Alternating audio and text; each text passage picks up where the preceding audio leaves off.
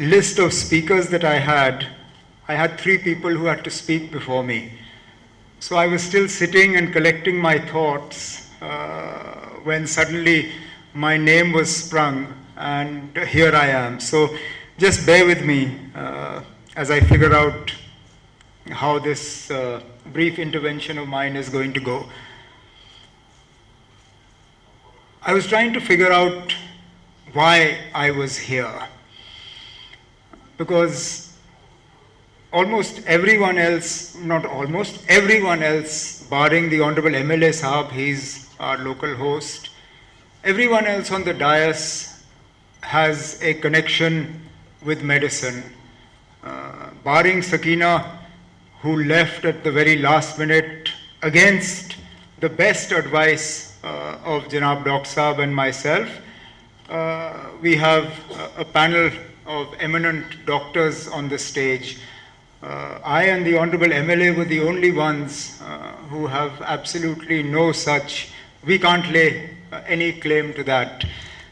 During the course of Principal Saab's presentation, it gradually became more and more apparent as to why I was here.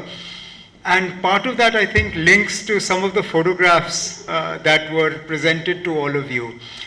I am now acutely aware of the fact that though I am the 3rd generation of my family to occupy this office, I am also the only generation of my family that does not have a stone in GMC Jammu.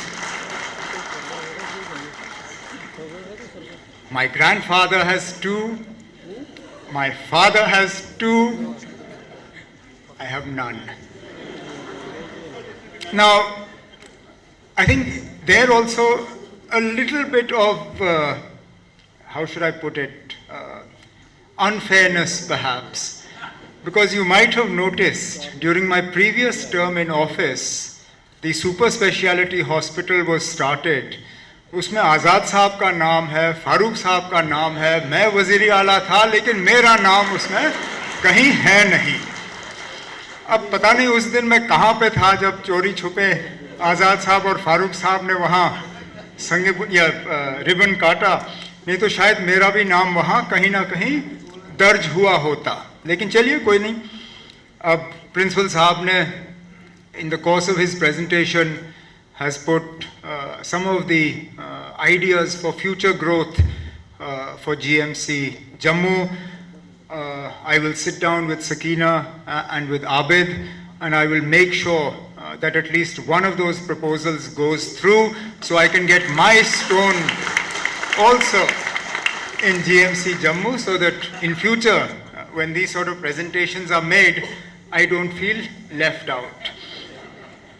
Now we come to Medicon Jammu, first of its kind in J&K, but as we have been told, first of its kind perhaps in the country, that a state or a regional medical council has thought of organizing an event like this.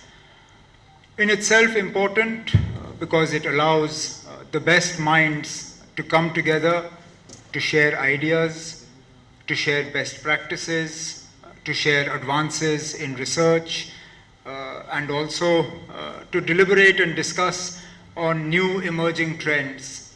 One of the trends that seems to be catching on, again,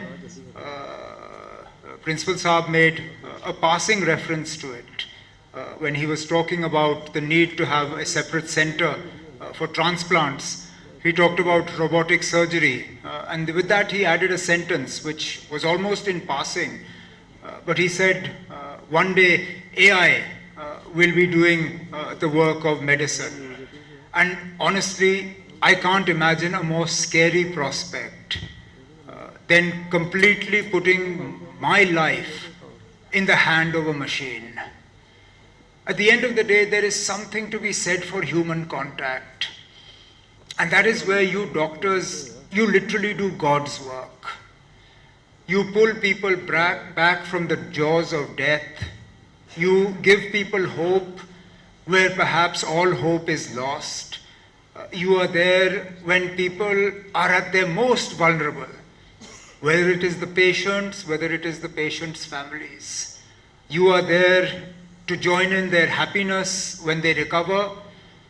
Unfortunately, it's not always good news. You're also there when you have to deliver the difficult news that perhaps beyond this, humankind has not developed enough to be able to treat them.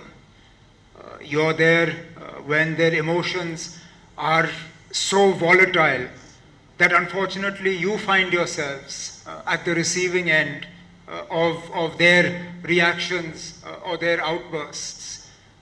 And it's never an easy job. I honestly don't envy you.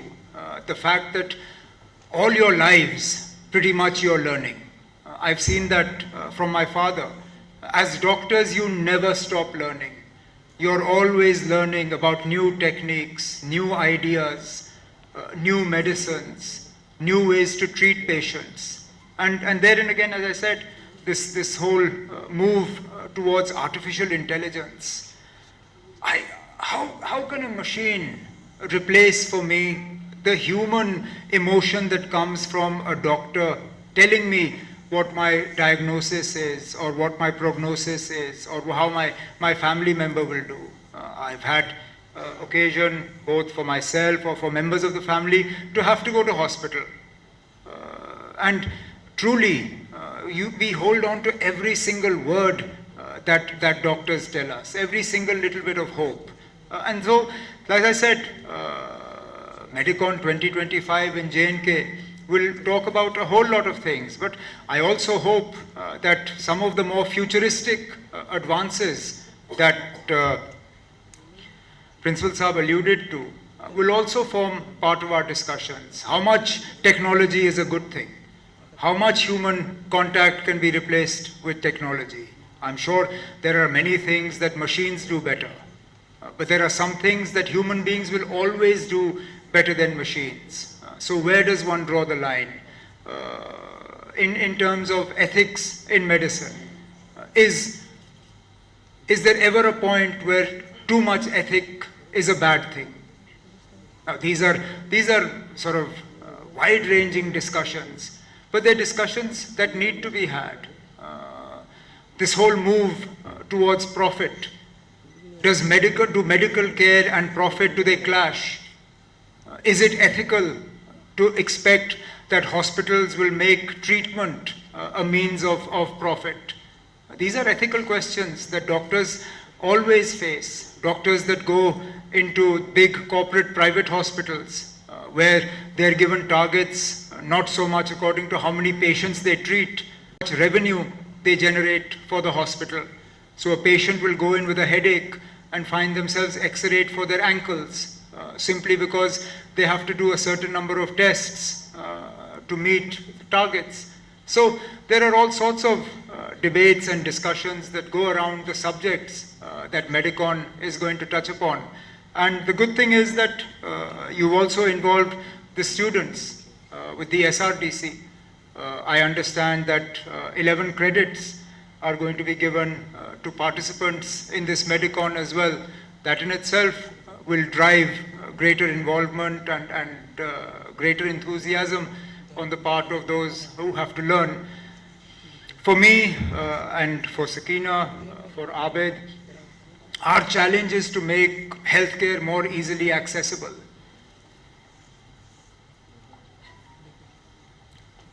Professor Gupta pointed out the excess pressure on the emergency in GMC Jammu.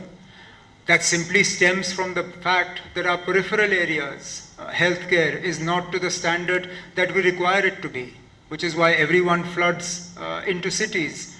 The only way we can remove this pressure is not by improving or adding to our infrastructure in Jammu. It's by adding and improving to our infrastructure in the peripheral areas. Now, there was a time when we only had GMC Jammu and GMC Srinagar. Now we have GMCs at the district level. Therefore, we have to augment and improve the emergency handling capability and capacity at those GMCs so that automatically pressure on GMC Jammu, or for that matter skims in Srinagar will get reduced. Similarly, we have to try and ensure that our doctors not simply don't practice in cities.